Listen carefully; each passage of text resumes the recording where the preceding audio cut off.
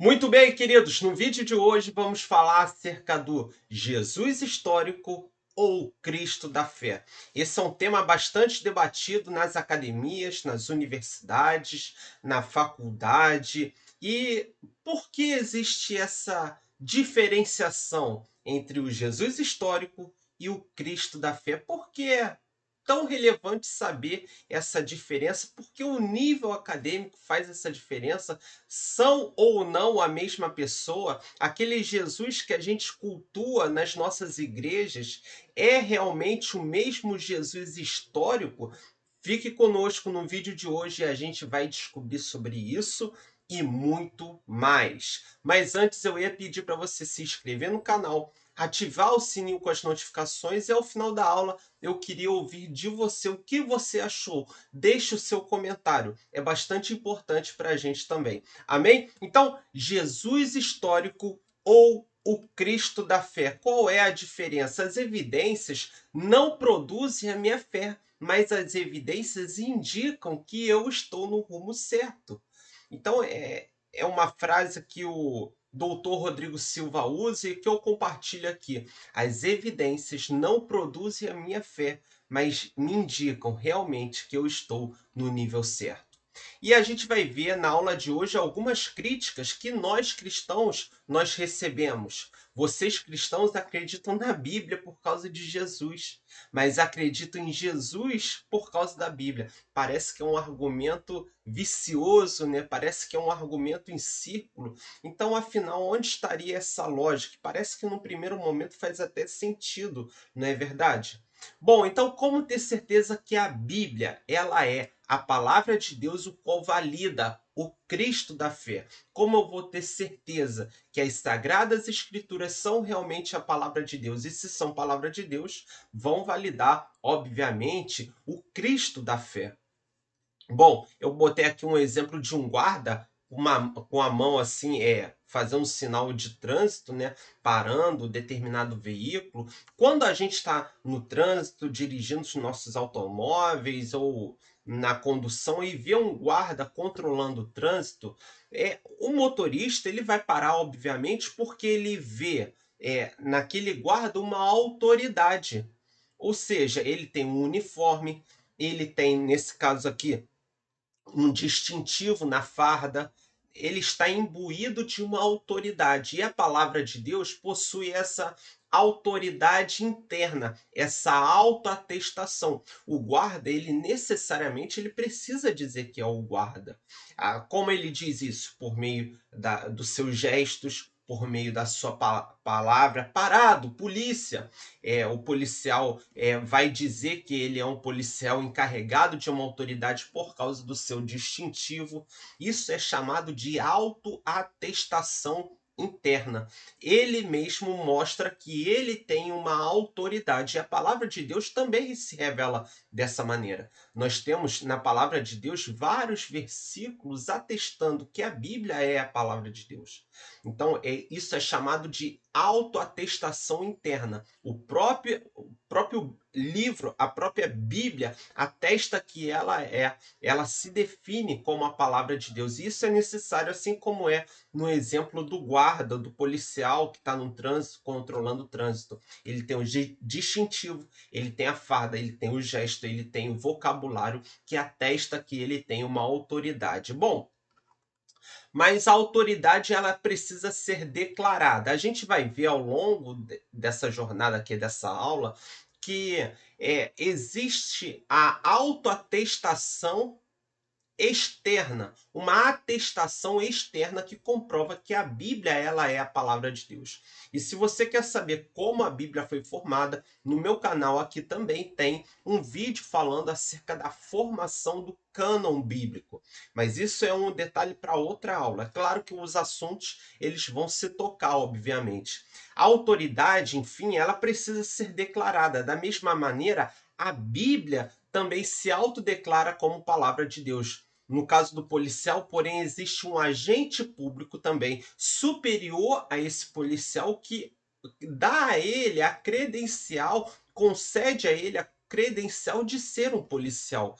No caso, um ministro, um secretário de Estado, vai legitimar que ele é um policial. Mas e no caso da palavra de Deus? Mas quem pode confirmar que a palavra de Deus, que a Bíblia é mesmo a palavra de Deus? Teria que ter alguém acima de Deus. E se tem alguém acima de Deus, então quem convalidaria Deus? Quem daria legitimidade para afirmar aquilo que Deus está falando é verdadeiramente a palavra de Deus, se formos seguir essa lógica? Pois é, Deus, ele é a autoridade maior. Não existe alguém capaz de validar a palavra de Deus, pois se existisse, essa pessoa teria, ou esse ser, teria que ser maior do que Deus. No caso do guarda, quem dá autoridade para ele, por exemplo, é um ministro, um secretário, um governador, um presidente, alguém acima dele que dá autoridade para ele para agir como policial, como guarda, mas para eu dizer que a palavra de Deus é palavra de Deus, alguém teria que, então, num raciocínio um pouco trazendo essa comparação do guarda para a comparação da palavra de Deus, um raciocínio um pouco equivocado, então teria que ter alguém superior a Deus que viesse dizer que aquilo que Deus está falando por meio da Bíblia é realmente a palavra de Deus. Então isso vai levar a uma regressão infinita, sempre tendo um maior do que Deus e outro maior do que esse ser, para um validar a palavra do outro, para que enfim a palavra de Deus seja a palavra de Deus. Mas será realmente que esse pensamento está certo? Como resolver esse dilema? Bom, é simples. Calma aí. Vamos partir do pressuposto, então, que Deus existe. Eu não vou entrar na questão se Deus existe ou não existe. Nós temos também um vídeo aqui nesse canal que fala acerca da existência de Deus. Então, se você quer saber se Deus existe ou não, por favor, assista esse vídeo. Eu vou deixar aqui na descrição dessa aula também. Bom, então, partindo do pressuposto que Deus existe, se Deus existe, os milagres também existem. Então, portanto, o milagre da ressurreição de Jesus é possível. Se Deus existe, os milagres também existem. Então, o milagre, alguém ressuscitar, como o caso do próprio Senhor Jesus, também é possível. Se o Novo Testamento foi historicamente confiável, então os milagres que estão citados nele também são verdadeiros. Então, se o Novo Testamento acompanhe a nossa lógica aqui, se o Novo Testamento foi historicamente confiável, então os milagres que estão citados no Novo Testamento são também verdadeiros. Se Jesus se declarou ser Deus no Novo Testamento, se Jesus se autodeclara como Deus no Novo Testamento, tanto é que ele vai perguntar para Pedro: Pedro, quem dizes que eu sou? Em Marcos 16, a partir do verso 13 ao verso 16. Quem dizes que eu sou? Aí Pedro vai falar: tu é o Cristo, o Filho do Deus vivo. E o fato de ser filho do Deus vivo importa ter a mesma natureza do Deus vivo. Então, se Jesus se declara ser Deus no Novo Testamento, e o texto foi historicamente confiável, então Jesus ele é Deus. Perfeito? E se ele for Deus, então o que ele ensinou é palavra de Deus. Portanto, a Bíblia é a palavra de Deus. Nós vamos ver essa construção. Se Deus existe, milagres também existem. Portanto, o milagre da ressurreição é possível. Se o Novo Testamento foi historicamente confiável, então os milagres que estão citados no Novo Testamento são também verdadeiros. Se Jesus se declara ser Deus no Novo Testamento e o texto foi historicamente confiável, então Jesus é Deus. E se Jesus ele é Deus, o que ele ensinou é palavra de Deus. Logo, a Bíblia é a palavra de Deus. Então, o nosso desafio nessa aula hoje é descobrir as evidências históricas e tirar o termo ser dessas afirmações que eu havia colocado aqui, desses pressupostos, melhor dizendo, e torná-los uma afirmação. E a gente vai ver isso por meio da história, da historiografia. As evidências não se tratam de provar que Jesus fez coisas maravilhosas. As evidências que existem acerca dos milagres de Jesus podem não ter sido milagre, podem ter sido um truque, concorda comigo? É bem provável que nós venhamos a pensar assim. É possível pensar dessa maneira, que aquilo que está relatado como milagre não seja necessariamente um milagre, mas seja um truque. É razoável. Então não basta confirmar que Jesus ele fez milagre, mas a natureza do milagre de Jesus o torna singular.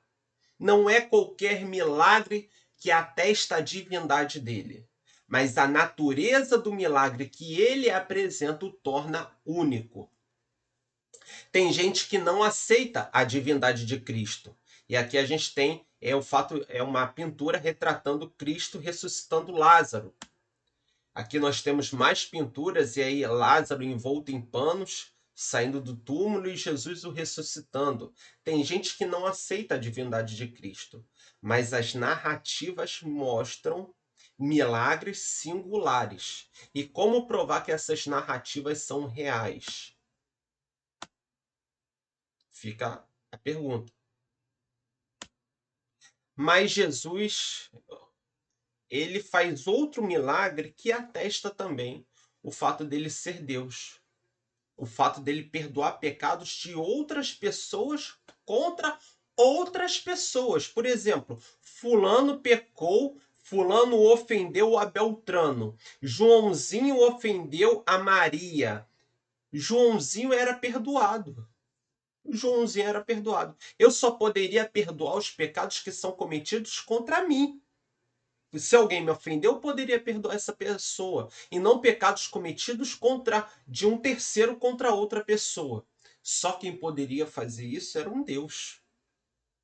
Pois em última instância, por que só Deus pode fazer isso? Pois em última instância, todos os pecados são contra Deus. Então só Deus pode perdoar o pecado de um terceiro contra um quarto, do João contra a Maria.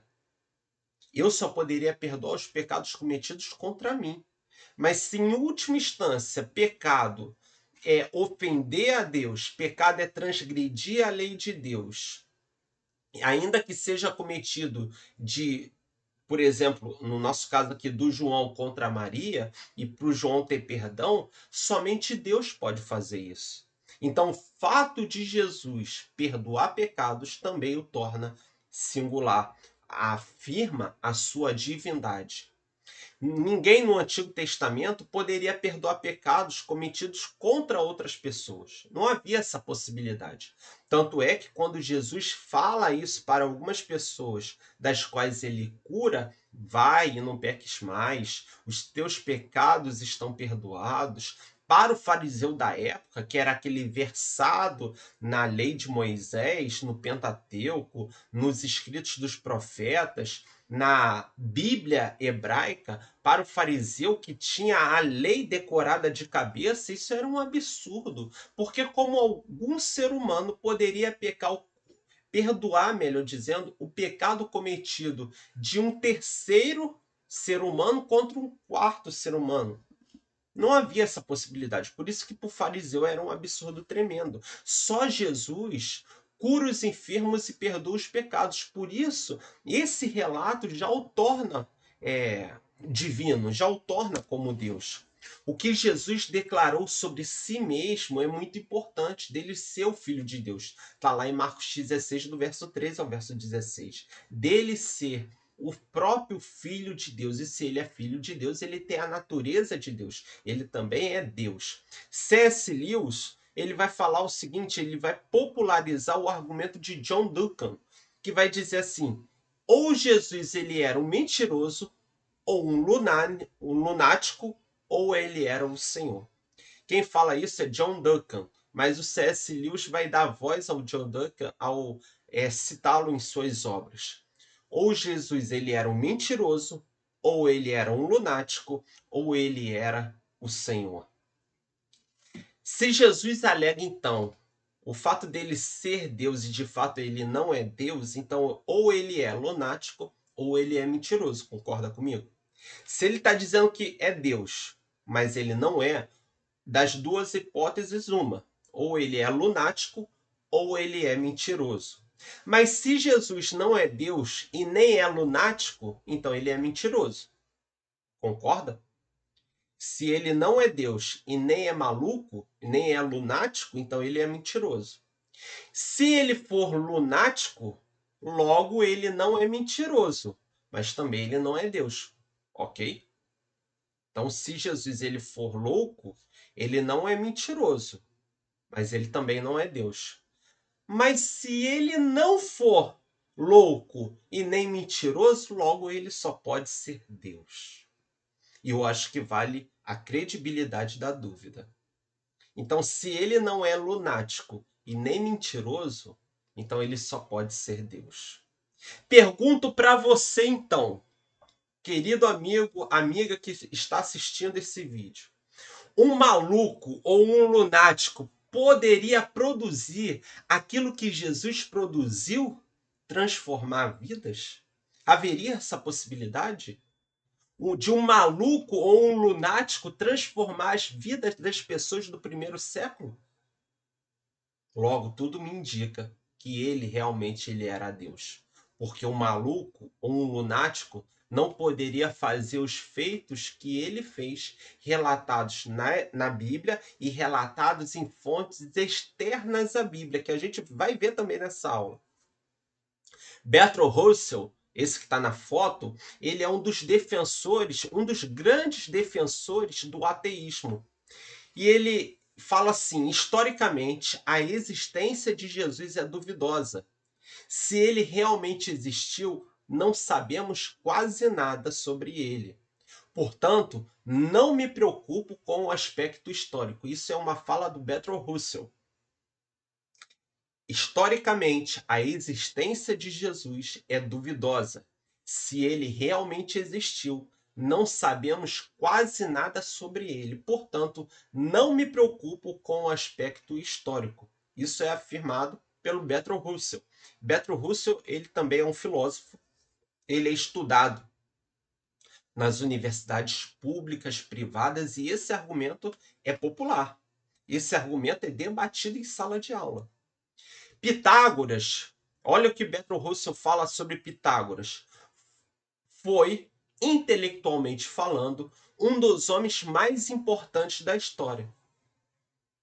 Bertrand Russell fala isso. Pitágoras foi, intelectualmente falando, um dos homens mais importantes da história.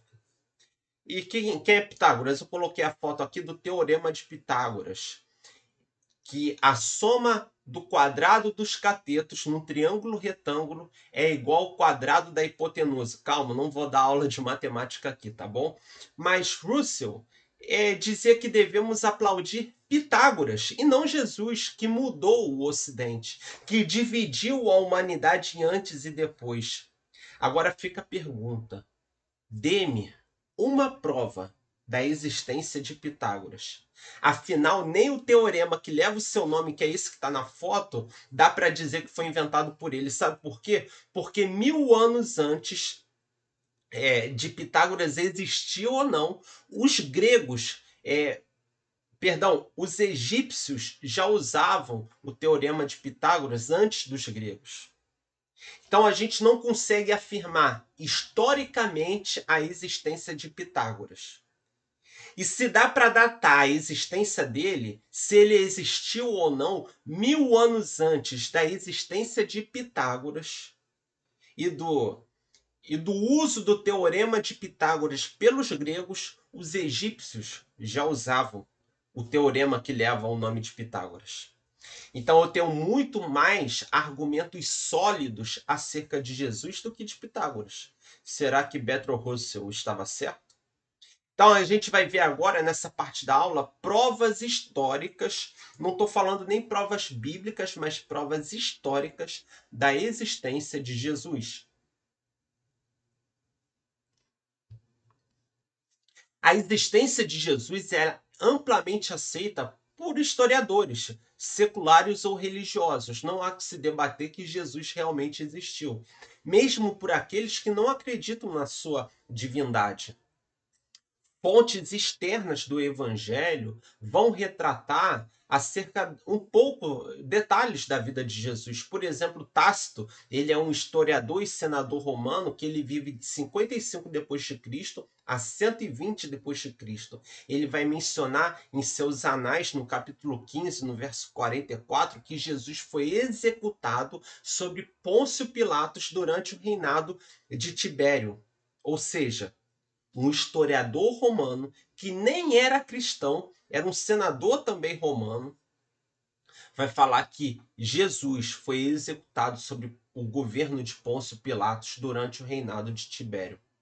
E diz assim, esse escrito do primeiro século, que Tácito foi contemporâneo dos apóstolos. Então, esse é um escrito da mesma vivência, da mesma época dos apóstolos, que é o escrito de Tácito, que eu coloquei aí a foto do primeiro século, que diz assim: de modo que, para acabar com os rumores, acusou falsamente as pessoas comumente chamadas de cristãs, que eram odiadas por suas atrocidades, e as puniu com as mais terríveis torturas. Está falando aqui acerca de Nero, porque falava que os cristãos foram odiados por suas atrocidades. Porque corria fake news da época, o fato dos cristãos participarem do corpo e beber do cálice do sangue, que eles seriam canibais. Então isso seria uma atrocidade. Que os cristãos seriam ateus. E isso estava se popularizando e muito na época de Nero. Então, era fake news da época, porque o cristão tomava da ceia, que é o corpo e o sangue de Cristo, então eles eram canibais, então eles eram odiados por suas atrocidades.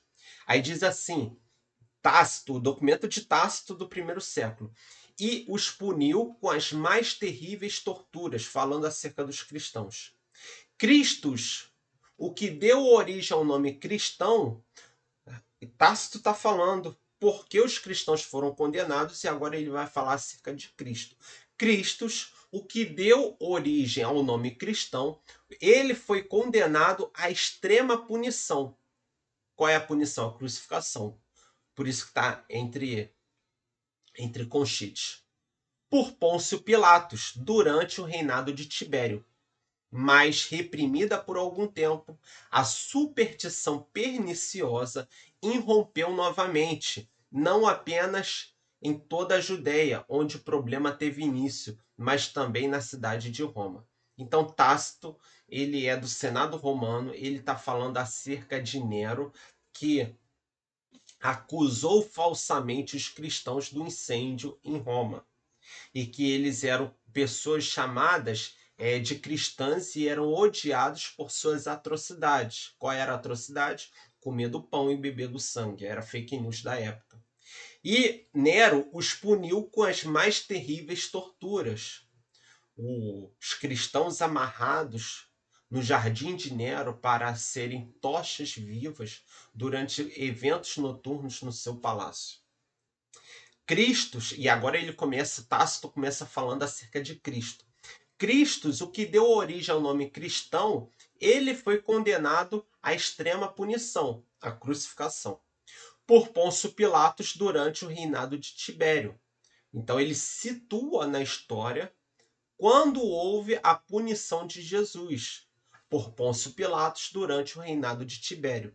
Mas reprimida por algum tempo, a superstição perniciosa irrompeu novamente, não apenas em toda a Judéia, onde o problema teve início, mas também em toda a cidade de Roma. Ele não é cristão, Tácito, por isso ele fala dessa maneira.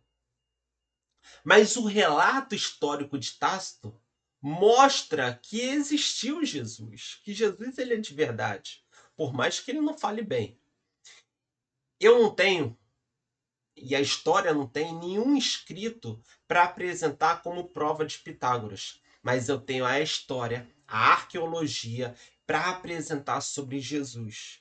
E Tácito, um historiador e senador romano, nem cristão era e já falava acerca de Jesus. Claro que não falava bem, mas o fato dele situar Jesus na história, que Jesus foi condenado à extrema punição por Pôncio Pilatos durante o reinado de Tibério, já mostra a veracidade da existência de Jesus.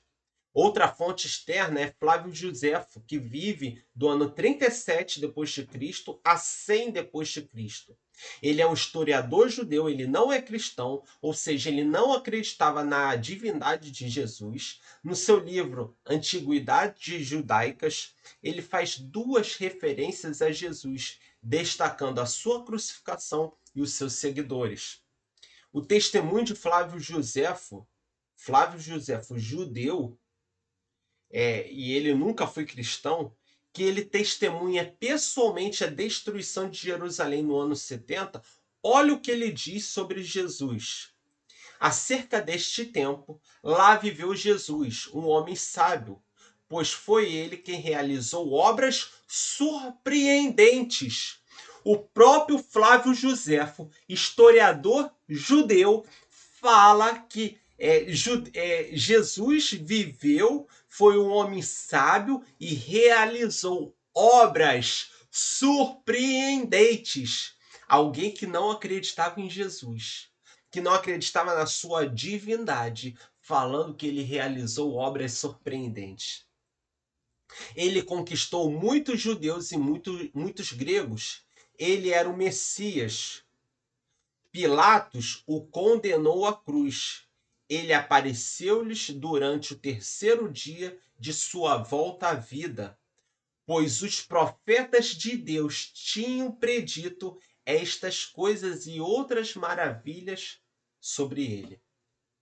Flávio Josefo, que nem cristão era, já dizia que o Jesus, ele fez obras surpreendentes, conquistou muitos seguidores judeus e gregos, que ele era tido como Messias, que Pilatos o condenou à cruz e lhes apareceu aos seus discípulos durante o terceiro dia de sua volta à vida após a crucificação, pois os profetas de Deus tinham predito essas coisas e outras mil maravilhas sobre ele. Um relato histórico acerca da veracidade de Jesus, sendo também o mesmo Cristo da fé. Muitos críticos, então, vão descredibilizar Flávio Josefo, dizendo que esse relato de Josefo é uma interpolação nos escritos dele, dos escritos de Josefo, que foram colocados ali por alguns cristãos. Só que em todos os manuscritos de Josefo, se o cristão ele coloca no manuscrito de Josefo esse relato acerca de Jesus, então há de existir algum outro manuscrito que não tenha esse relato. Mas em todos os manuscritos de Josefo, até uma cópia antiga em árabe tem esse registro. Então a crítica textual não se fundamenta ao dizer que isso aí foi, esse trecho que eu acabei de ler para vocês, foi uma interpolação cristã, foi um enxerto que os cristãos colocaram na obra de Josefo. Não tem como, não se fundamenta, porque em todos os manuscritos foram colocados. Não foi somente um ou dois, mas em todos, e até numa cópia antiga em árabe. Outra fonte externa que fala acerca de Jesus é Suetônio, que vive de 70 a 130 depois de Cristo. No livro em A Vida dos Césares, ele vai mencionar distúrbios causados por um tal Crestus em Roma. Possivelmente ele está se referindo a Jesus e aos seus seguidores. É porque o termo Cristo dá muito fácil para confundir por Crestus, né? E a questão linguística também influenciava ali o grego mais formal do grego koiné, que era o grego usual, né? Então ele já fala acerca desses distúrbios em Roma por causa de um tal de Crestus. E a gente lê que Priscila e Áquila, no livro de Atos, são expulsos de Roma pelo imperador romano por causa desses distúrbios. Olha só, uma fonte externa, Suetônio, confirmando aquilo que já foi dito por Lucas no livro de Atos, da fuga de Priscila e Áquila da cidade de Roma. Plínio, o jovem, ele vive de 61 a 113 depois de Cristo. Ele é um governador romano também. Ele escreve ao imperador Trajano sobre os cristãos que adoravam a Cristo como sendo um deus. Então, Plínio, 61 depois de Cristo, já vai escrever a Trajano, que também foi um perseguidor dos cristãos, sobre esses cristãos que adoram a Cristo como sendo um Deus. Eu não encontro um autor contemporâneo que fale de Pitágoras, mas todos esses autores que possuem credibilidade histórica já comprovada falando acerca de Jesus. E agora nós vamos ver também provas arqueológicas acerca da existência de Jesus. Provas arqueológicas. Essa imagem ela é encontrada na Itália. E eu vou botar uma imagem melhor para você entender. Mas se você olhar bem, você consegue discernir o que está na imagem. Essa imagem foi encontrada na Itália, no Palácio de César, que existia uma escola para meninos da família real nesse Palácio de César. E essa imagem foi encontrada numa escola na Itália, dentro do Palácio de César, que diz assim: Alexâmenos adora Deus. Alexâmenos adora Deus, é o que está escrito. E a gente vê uma imagem que parece um jovem adorando uma figura de alguém crucificado com uma cabeça de burro, né? A imagem original é essa, mas para facilitar a vista da imagem, tem esse desenho que facilita melhor, né? Então parece que tem um jovem adorando uma figura crucificada com uma cabeça de burro. E escrito assim: Alexâmenos adora Deus. E dá para entender que Alexâmenos adora seu Deus. É um jovem, ao que tudo indica, esse jovem chamado Alexâmenos, que ele adora Deus. Mas esse Deus, ele está crucificado e com uma cabeça de burro. O que a gente tem aqui? Estava em uma parede na proximidade do Palatino, em Roma. Hoje está no museu, no antiquário desse Palatino. Está lá exposto nesse museu. Quem for lá no museu do Palatino em Roma consegue ver essa imagem.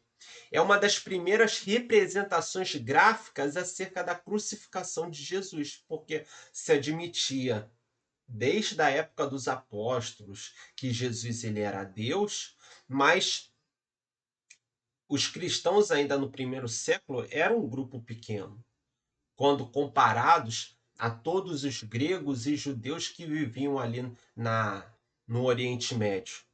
Era um grupo pequeno quando comparado a toda a população do Oriente Próximo ali, próximo à Europa, né? Então, a gente tem uma das primeiras representações gráficas dessa crucificação de Jesus.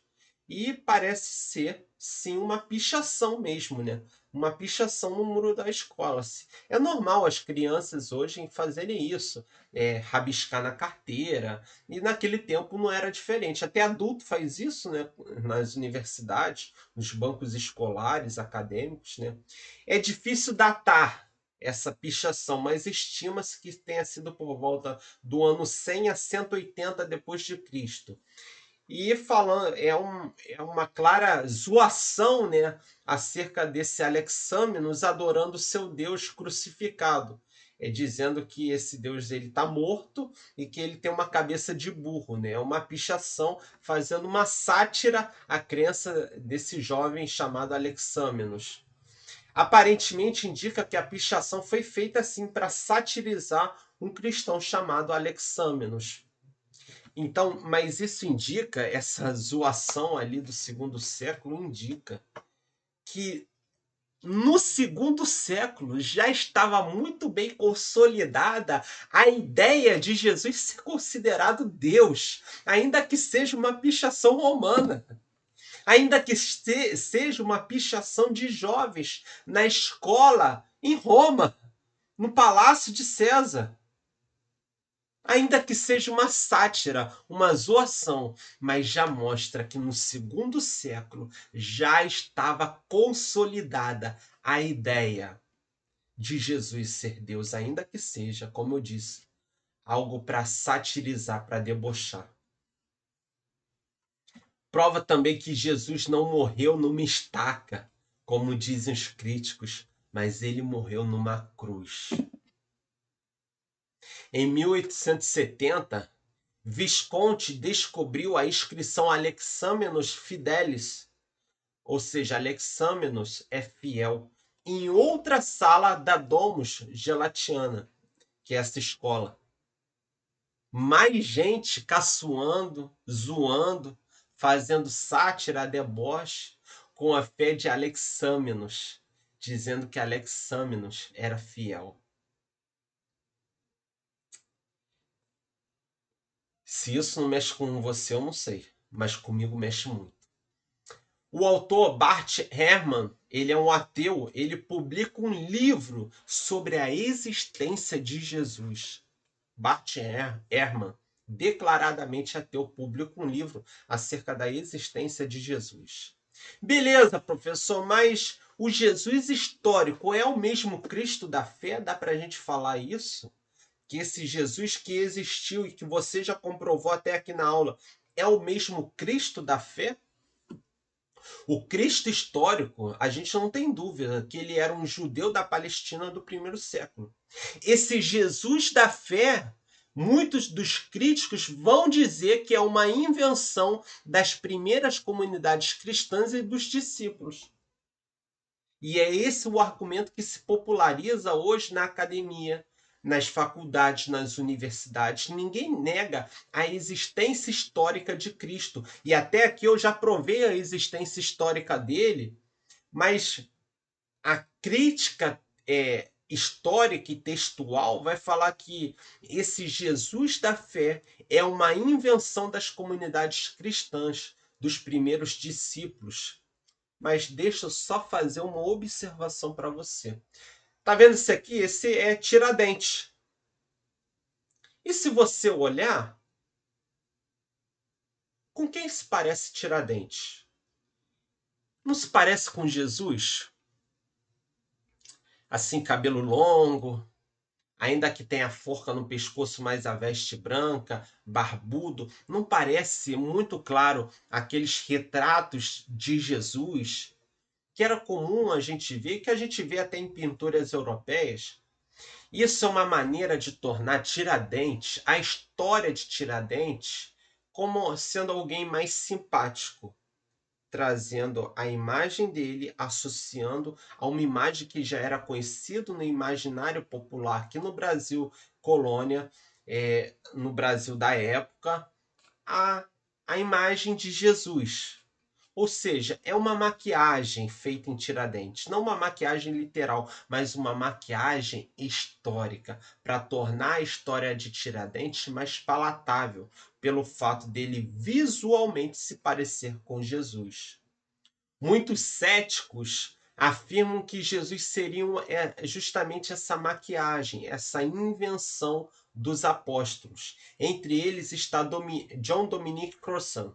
John Dominic Crossan, que é esse que escreveu uma biografia revolucionária de Jesus, ele defende a ideia que Jesus e o Jesus da fé foi justamente uma invenção dos apóstolos, das primeiras comunidades cristãs. Os evangelhos, para John Dominic Crossan, são interpretações e não biografias. Olha o que ele fala. Os evangelhos são interpretações e não biografias de Jesus.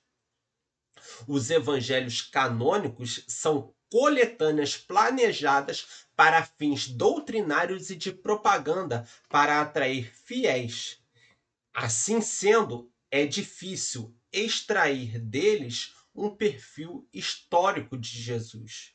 Isso aqui está nesse livro, de John Dominic Crossan, que os evangelhos canônicos não são biografias, mas interpretações de Jesus, planejadas para fins doutrinários e de propaganda, para atrair fiéis. Assim sendo, é difícil extrair dos evangelhos um perfil histórico de Jesus.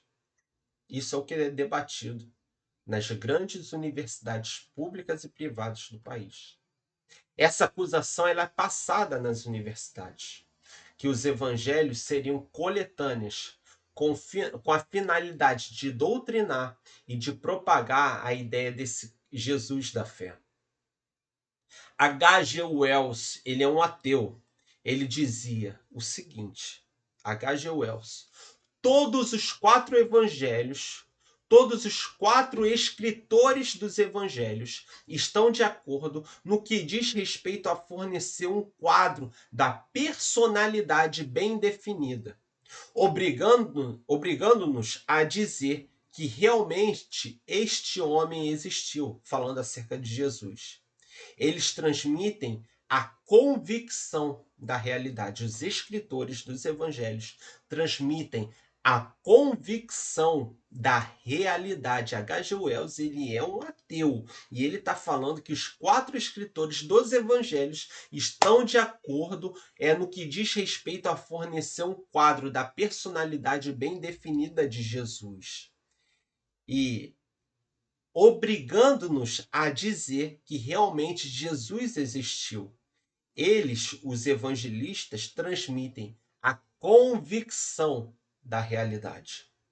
John Stuart Mill, filósofo e educador, diz o seguinte: mas quem dentre os discípulos de Jesus ou dos prosélitos dele seria capaz de inventar as palavras a ele atribuídas, ou idealizar a vida e o caráter revelado nos evangelhos?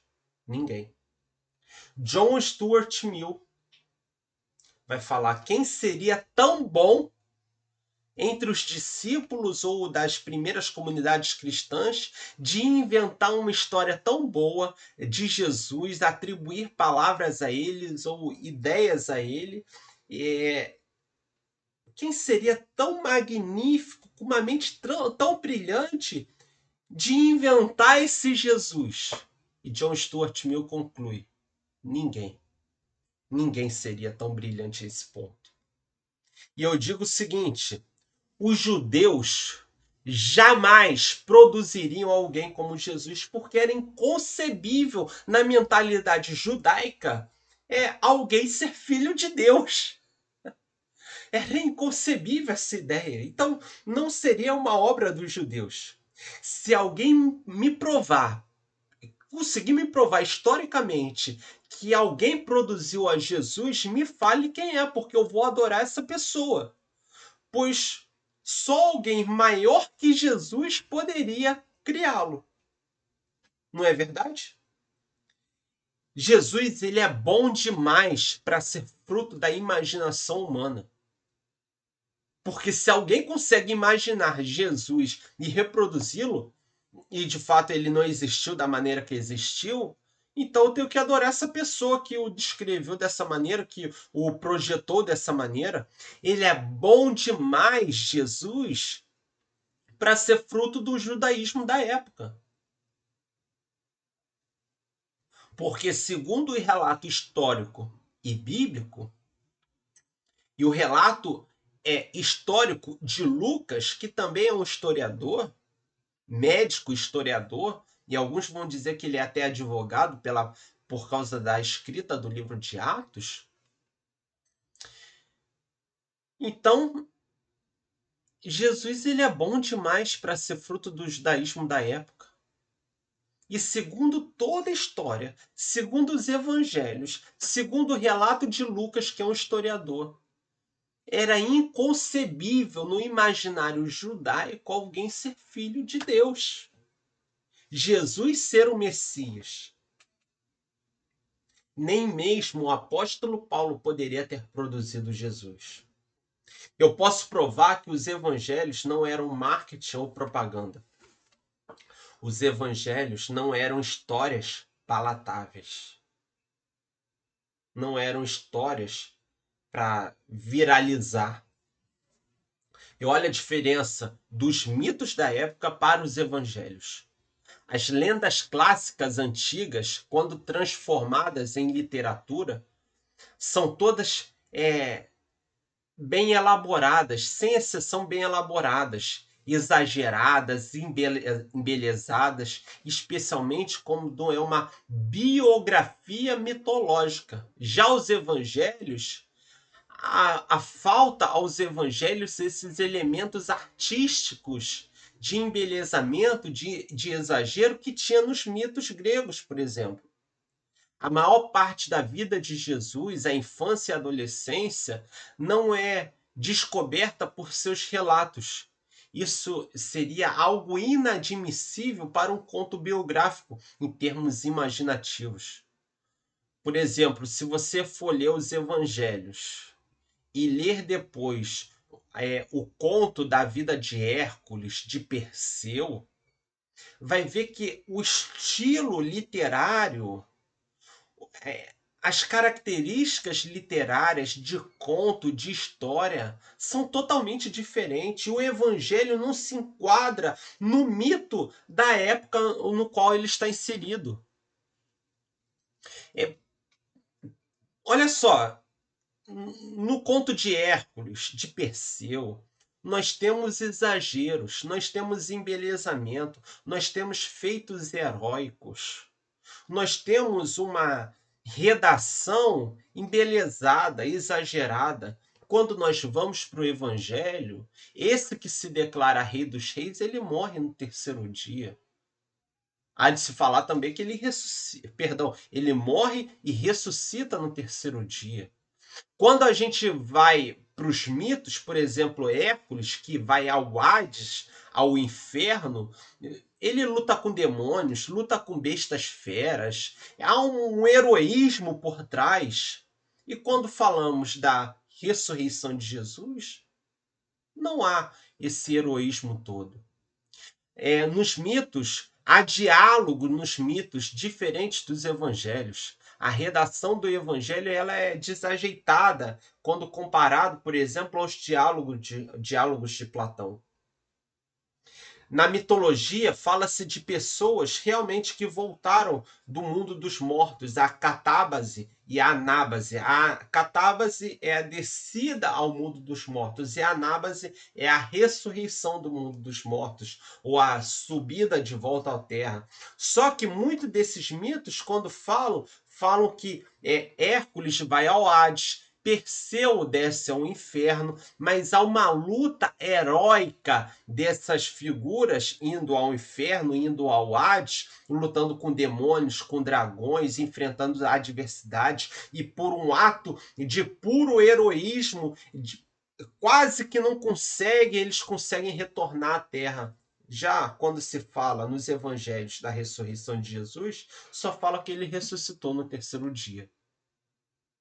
É bem diferente dos mitos da época. Mas a ressurreição de Jesus não conta Jesus lutando para sair do inferno, só conta que ele morreu e no terceiro dia ele ressuscitou. A escrita dos evangelhos não apresenta características típicas das mitologias gregas, por exemplo. Então já não dá para dizer que Jesus ele foi alvo do marketing da propaganda. Não dá para dizer isso. Em 1 Coríntios 1, verso 23, Paulo falando ao povo de Corinto, diz assim: mas nós pregamos a Cristo crucificado, que é escândalo para os judeus e loucura para os gregos. Então, como que Jesus vai ser uma construção de marketing e propaganda? O próprio Paulo fala ao povo de Corinto, aqueles cristãos que estavam se convertendo à fé em Corinto, mas nós pregamos a Cristo crucificado, que é escândalo para os judeus e loucura para os gregos. Então, como que Jesus foi inventado? Não tem como. Olha então como os evangelhos vão na contramão de toda a propaganda, de todo o marketing. Sófocles, ele fala que uma vida de honra é uma uma vida de honra ou uma morte coroada pela fama é a ambição de todo homem nobre.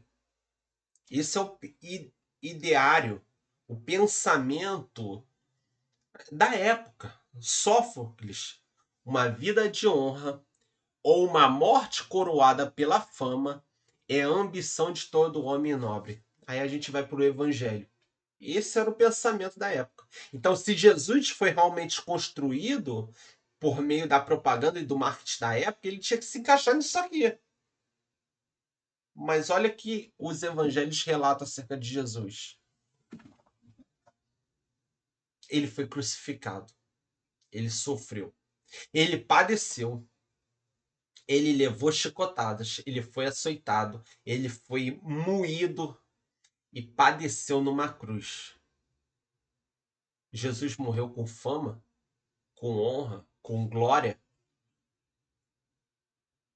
Então, o relato dos evangelhos vai totalmente na contramão do pensamento grego e judeu da época. Por isso que Paulo fala aos Coríntios: nós pregamos o Cristo crucificado, que é loucura para os judeus, que é escândalo para os judeus e loucura para os gregos. Se o evangelho fosse uma propaganda, a morte de Jesus deveria ser descrita como a morte de Sócrates, uma morte bem mitológica, não é verdade? Horácio dizia o seguinte: eu odeio o povão e os mantenho longe de mim. Esse era o pensamento filosófico grego, o mundo ao qual Jesus estava inserido. Jesus só andava com pecadores, almoçava, tinha suas refeições com pecadores. Ele ia na contramão do pensamento da época. Aristóteles dizia: nunca conviva com homens ímpios. Dizia que o segredo é algo que pertence, que o segredo é algo que pertence aos covardes. Quando alguém guarda o segredo, essa pessoa é covarde, segundo o pensamento de Aristóteles. Não conviva com homens ímpios e que quem guarda segredo pertence ao grupo dos covardes. Pensamento da época. E Jesus concordava com o pensamento da época? Ele era essa propaganda? Ele está indo na contramão das propagandas da época, do pensamento da época. E Jesus convivia com pecadores. Jesus almoçava, comia com pecadores, tinha tempo de mesa com pecadores. Jesus, ao curar uma pessoa, por exemplo, ele mandava essa pessoa aí, ele despedia essa pessoa e dizia para essa pessoa não contar quem a curou. Ele guardava segredo. O relato de Jesus nos evangelhos vai totalmente contra o pensamento da época. Então ele realmente é esse marketing bem elaborado. Ao comparar os evangelhos com a literatura da época, eles estão totalmente na contramão do que é imaginário. Jesus conversa com uma mulher samaritana. Bom, isso era para ser tirado da Bíblia. Isso era para ser arrancado dos evangelhos, mas está lá. Jesus no poço conversando com uma mulher samaritana, indo na contramão. Isso aí é propaganda? Isso é marketing? Ou os evangelistas, então, eles eram péssimos de marketing, de propaganda, ou eles estavam realmente descrevendo uma história real. Outra questão que vamos ver ainda: a distância entre o fato e a narrativa. Os evangelhos, quando comparados aos mitos, estão muito próximos da realidade do qual foi vivenciado. Os mitos se formam muito tempo depois, quando não dá mais tempo de provar aquele fato. Os evangelhos, quando comparados aos mitos, estão ainda muito próximo da fonte apostólica, daqueles primeiros que testemunharam o fato em si, que eram os apóstolos. Ou seja, descredibiliza totalmente o argumento que os evangelhos são mitológicos. No tempo de Jesus, então, tinha gravador? Então, como ele teve as suas palavras anotadas? É uma pergunta razoável de se fazer. Então, como é que está tanta coisa registrada? Tinha gravador? Bom, obviamente que não, né? Como saber se os evangelhos são fidedignos? E por ser escritos tanto tempo depois, após a morte, ressurreição e ascensão de Jesus. Quando Jesus pregava, nós temos evidências que havia junto de Jesus algum escriba, alguém que anotava as suas palavras, porque era um costume da época. Cícero, os grandes oradores, os grandes rabinos, quando falavam, era comum ter alguém próximo com uma prancheta de madeira, com uma película de cera, em que ele ia anotando as palavras. E não ia anotando tudo ao pé da letra, mas ia abreviando algumas palavras com simbolismos, para dar tempo daquela pessoa que está proferindo as suas palavras, de dar tempo do escriba anotar. Há fortes indícios que Jesus tinha por perto um escriba. Outro fato interessante é que em Lucas 10, do verso 1 ao verso 24, em Marcos 6, do verso 7 ao verso 8, nós temos a ordem de Jesus aos seus discípulos de irem nas cidades em dupla, anunciando aquilo que Jesus já havia ensinado. Por quê? É interessante observarmos isso, porque o fato de Jesus dar a ordem aos seus discípulos para irem em dupla nas cidades, anunciando o ensino de Jesus, significa que o ensino já estava bem consolidado. Porque no judaísmo da época se tinha a noção e o entendimento de gravar, decorar a lei de Deus, gravar literalmente, palavra por palavra. E aí, quando se tinha o jovem gravava essas palavras, se tinha um entendimento que a lei de Deus estava gravada no coração daquele jovem. E quando Jesus fala para os discípulos irem duplas nas cidades ensinando, se tem a noção por causa da convivência com o judaísmo, porque Jesus também é um judeu e ele tem a lei decorada, e que alguns dos seus discípulos também vêm dessa realidade judaica, em que eles haviam decorado a lei de Deus e haviam decorado o ensinamento de Jesus. Por isso eles estariam preparados para irem em dupla ensinando aquilo que Jesus ensinou. Se eles estão ensinando aquilo que Jesus ensinou, é sinal de que antes eles haviam decorado os ensinamentos de Jesus. Porque agora eles estão preparados a anunciar e ensinar esses ensinamentos. Então, de acordo com a cultura judaica da época, era razoável e é razoável entender assim, porque o judeu decorava a lei de Deus. E aí ele estava pronto. A lei de Deus estava escrita no seu coração, porque ele havia decorado. E agora os discípulos de Jesus estão prontos a tal maneira que eles são enviados em dupla. Então tudo indica que aqueles ensinamentos de Jesus também já haviam sido decorados pelos seus discípulos. C.S. Lewis fala o seguinte: os seguidores de Jesus eram judeus, ou seja, pertenciam à nação que, entre todas as outras nações, era a que mais possuía a convicção de que havia um único Deus e que de forma alguma poderia haver outro. É muito estranho, C.S. Lewis falando, que essa suposta invenção a respeito de um líder religioso tenha se desenvolvido justamente entre o único povo da Terra menos propenso a cometer tal equívoco.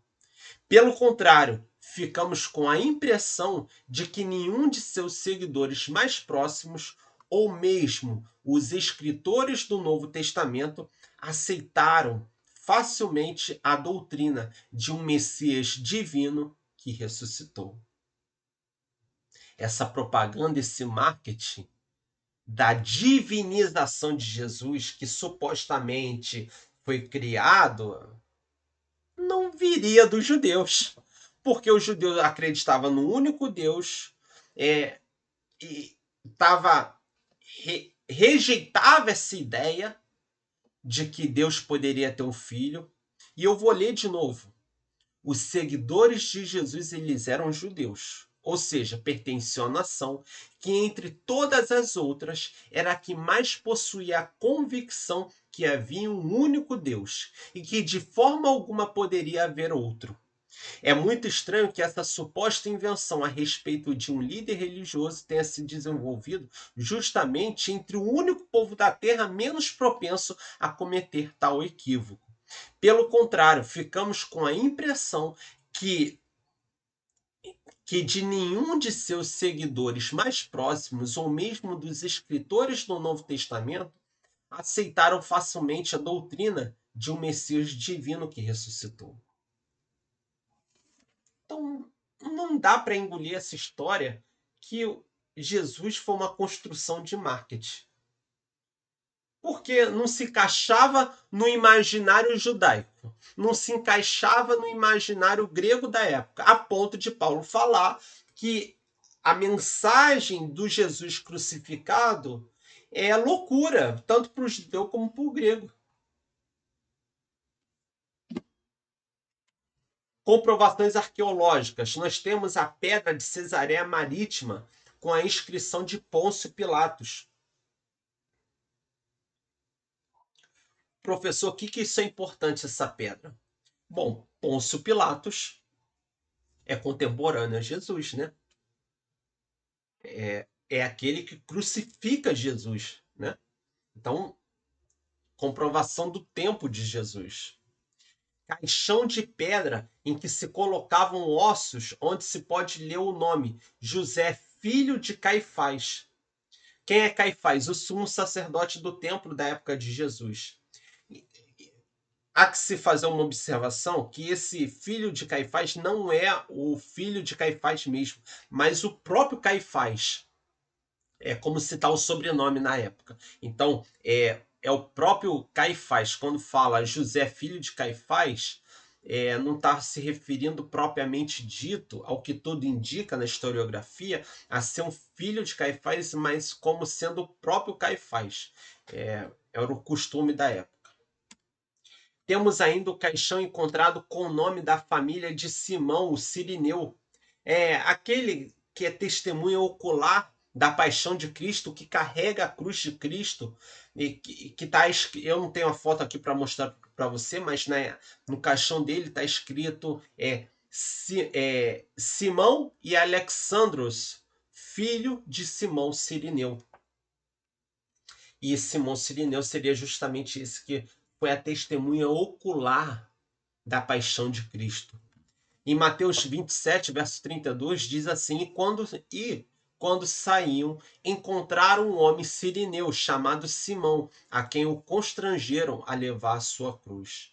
Marcos 15, verso 21 diz: e constrangeram certo Simão, cirineu, pai de Alexandre e de Rufo, que por ali passava, vindo do campo, a que levasse a cruz. Então aqui a gente tem um caixão que estaria escrito Simão e Alexandros, filho de Simão Cirineu. E o relato do evangelho comprova essa inscrição nesse caixão. Romanos 16, verso 13, diz assim, no último capítulo de Romanos: saudem Rufo, a quem o Senhor escolheu, e também sua mãe, que tem sido mãe para mim. Paulo falando, né? Saudem a Rufo. E quem é Rufo? Justamente o filho que está lá em Marcos 15, verso 21, o filho de Simão Cirineu. E Paulo tem contato com ele lá na cidade de Roma. Saudem a Rufo, a quem o Senhor escolheu, e a sua mãe, que tem sido uma mãe para mim. Tudo indica que lá em Romanos 16, Paulo encontrou com o filho de Simão Cirineu. E quem é Simão Cirineu? Que foi testemunha ocular, que viu a paixão de Cristo. O filho de Simão, o Cirineu, ou seja, um personagem da Bíblia, o qual temos a comprovação histórica a seu respeito. Aquele que carregou a cruz, nós temos a confirmação histórica. Os críticos dizem que se Jesus foi realmente crucificado, ele não poderia ser sepultado no sepulcro de José de Arimateia, por uma razão muito simples, porque a crucificação não valeria um sepultamento digno.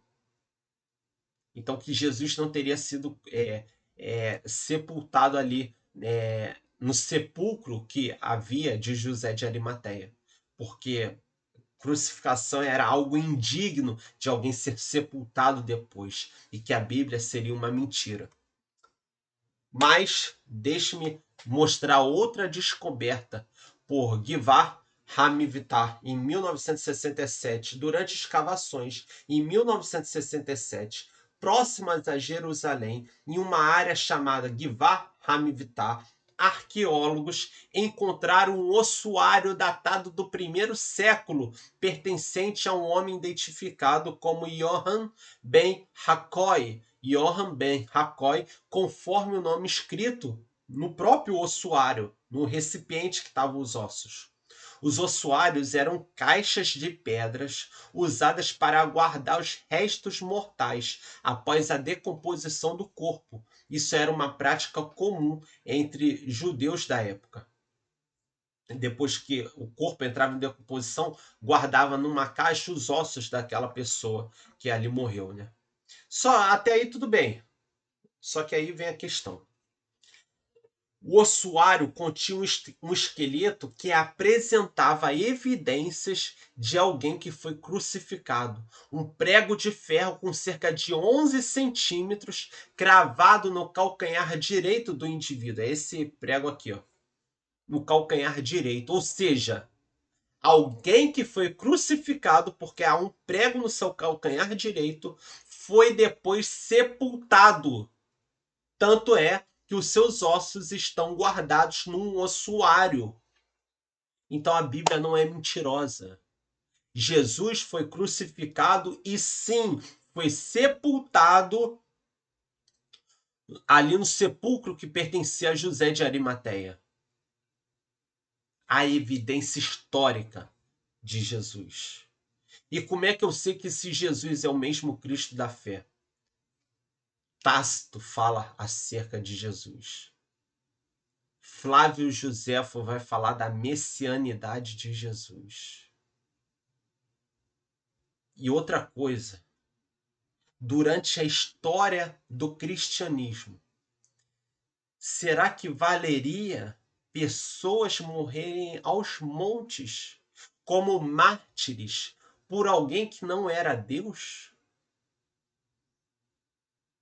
Será que valeria a pena alguém se entregar ao martírio, às bestas feras, a ser queimado no Jardim de Nero, a ser torturado, queimado, não negar a fé por alguém que não seria Deus? No segundo século, nós vemos a inscrição, uma pichação num colégio na Itália, de um menino sendo zoado por causa da sua fé em Jesus. Jesus não é uma invenção. Se fosse uma invenção, ele teria que estar mais próximo dos mitos. Mas ele é real. A sua divindade é real. A história traz evidências disso. Apesar da minha fé não se basear em evidências, mas a minha fé, com evidências, mostra que eu estou num bom caminho. Logo, nós mostramos que a história é verdadeira. Outras religiões não podem ser provadas como o cristianismo é. Ninguém consegue provar a existência dos deuses hindus, de Buda. Ninguém consegue provar historicamente a existência deles. Mas o cristianismo consegue mostrar a evidência de Jesus. Qual é a diferença do cristianismo e das demais religiões? O cristianismo é a única religião que Deus desce ao nível do homem e alcança o homem, enquanto todas as outras religiões é o homem tentando chegar ao nível de Deus. Deus deixa a história dele nesse mundo. Ela está registrada. Essa história, ela é real. Por fim, queridos, chegamos ao fim dessa aula. Se você gostou desse conteúdo, deixe aqui nos comentários a sua participação, é extremamente importante. Compartilhe esse vídeo com seus amigos, nas universidades, nas igrejas.